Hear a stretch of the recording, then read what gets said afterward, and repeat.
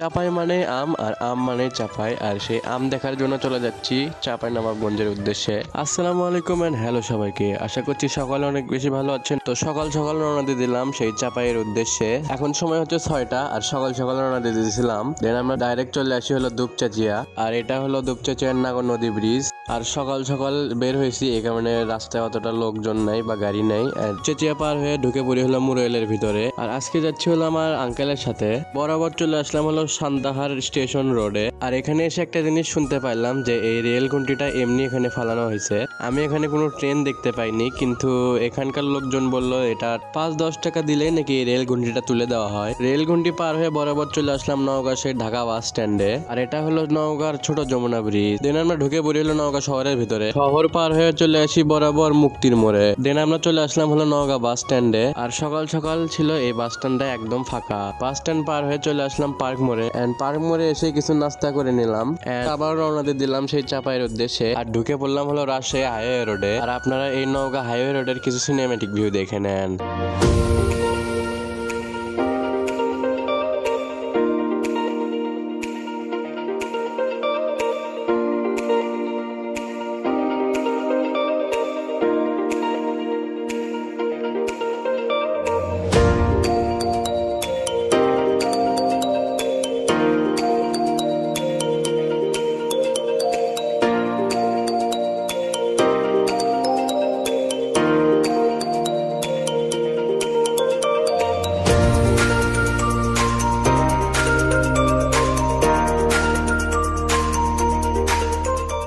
আমরা বরাবর চলে আসলাম সেই মান্দাই ফেরিঘাট। আর দেখুন জাস্ট কি সুন্দর ভিউ। আর এই মান্দাই ফেরিঘাটে আমি প্রথমবার আসলাম, এই জন্য এত সুন্দর লাগতেছে। ব্রিজ পার হয়ে হাতের ডাইরেক্ট একটা রাস্তা গেছে, সেই রাস্তাতে বরাবর চলে গেলাম।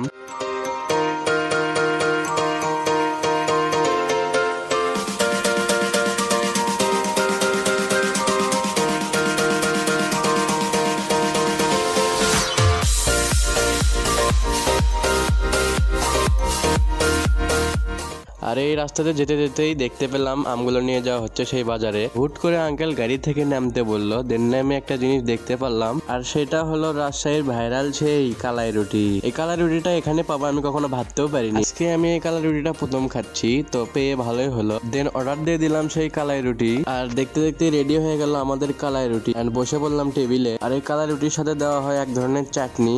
আর ফার্স্ট টাইম কালাই রুটি খেতে অনেক ভালোই লাগলো। আর যেখানে কালাই রুটিটা পাওয়া যায় এই জায়গার নাম হলো মিনু বাজার। আর খাওয়া দাওয়া শেষ করে আবার রওনা দিয়ে দিলাম সেই আম বাজারের উদ্দেশ্যে। আর সেই আম বাজারটা লাগে নাকি কানছাটে।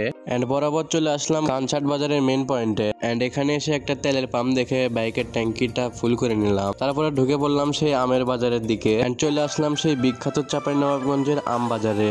আর এখানে এসে আম দেখে তো আমি পুরোই অবাক হয়ে গেলাম যে এই অফ সিজনে এত ধরনের আম পাওয়া যায়। এই বাজারে ছিল প্রায় 5-6 জাতের আম।